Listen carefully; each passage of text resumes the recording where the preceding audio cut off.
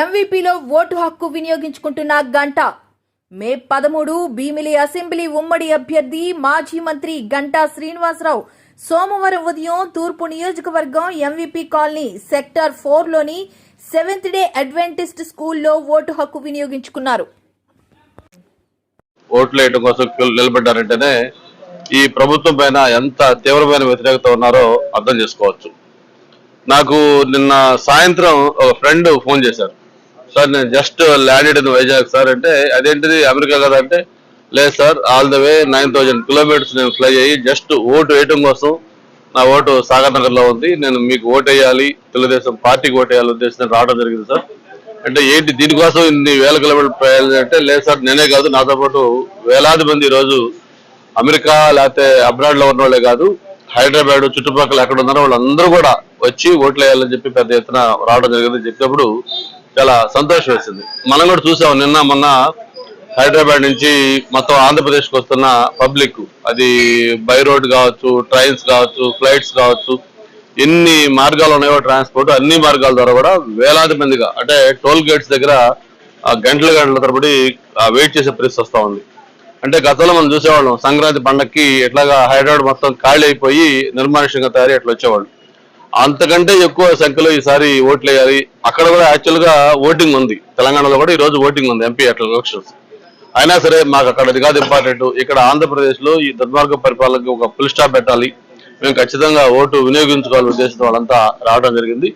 Last 1 week లో అయితే election మొత్తం కూడా చూసిన తర్వాత నాకు ఈ రోజు జరగబోతున్న ఎలక్షన్ లో వన్ సైడ్ ఒక ల్యాండ్ స్లైడ్ విక్టరీ తోటి తెలుగుదేశం పార్టీ కూటమి గెలవబోతా ఉంది.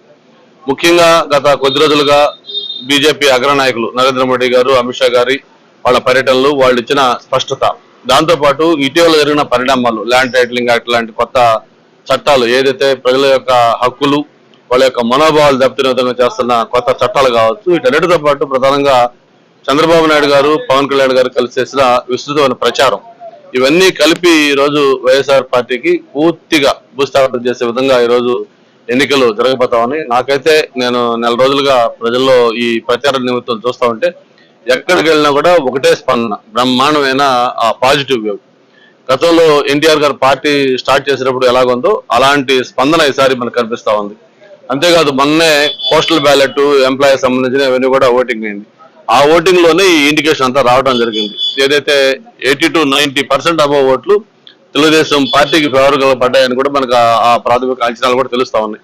ఈ విధంగా ఎక్కడ చూసినా కూడా ఆ తెలుగుదేశం పార్టీ కూటమి వేవ్ స్పష్టంగా కనిపిస్తా ఉంది. రేపు 4వ తారీఖు ఏదైతే కౌంటింగ్ ఉందో, కౌంటింగ్ రోజు సాయంత్రం 5 గంటలకి జగన్మోహన్ రెడ్డి గారు తన ముఖ్యమంత్రి పదవికి రాజీనామా చేస్తూ గవర్నర్ గారు కలిసి లేఖిస్తారు. అలాగే జూన్ 9న చంద్రబాబు నాయుడు గారు మళ్ళీ ముఖ్యమంత్రిగా ప్రమాణ స్వీకారం చేయడానికి ఎవ్రీథింగ్ సెట్. మరి భారీ మెజార్టీ, గతంలో ఎప్పుడు రాని ఒక భారీ మెజార్టీ తోటి తెలుగుదేశం పార్టీ ఎంపీలు, ఎమ్మెల్యేలు అందరూ కూడా ఖచ్చితంగా గెలవబోతా ఉన్నారు.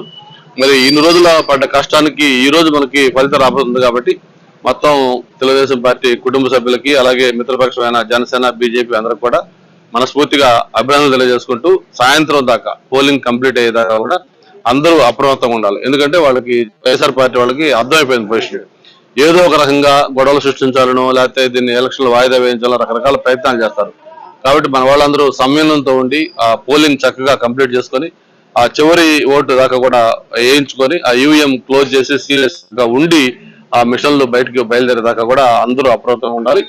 ఏదైతే మనం ఒక లక్ష్యం పెట్టుకున్నామో ఆ లక్ష్యం నెరవేరే రోజు ఈ రోజు. అందుకని అందరూ కూడా అప్రమత్తంగా ఉండి ఒక మంచి ల్యాండ్ స్లైడ్ విక్టరీతో కూటమిని గెలిపించాలి. మళ్ళీ రాష్ట్రానికి ఆ పూర్వవైభవం వచ్చే విధంగా అందరం కూడా ఇందులో పాల్పంచుకోవాలని చెప్పి మరొకసారి అప్పీల్ చేసుకుంటూ, మరి ఇప్పుడే నేను ఓటు వేసి మళ్ళీ నాకు కాన్స్టిట్యూన్స్ లో ప్రచారం ఉంది కాబట్టి అక్కడికి బయలుదేరడం కోసం రిక్వెస్ట్ చేసి ముందు ఓటేసి వెళ్తా ఉన్నాను. All the best. ఇక్కడ కంటెస్ట్ చేస్తున్న కూటమి అభ్యర్థులకి, ఎంపీకి అలాగే ఎమ్మెల్యే కూడా ఆల్ ది బెస్ట్ తెలియజేసుకుంటూ, మనం జూన్ 4న మంచి మెజారిటీతో అందరం గెలవబోతా ఉన్నాం.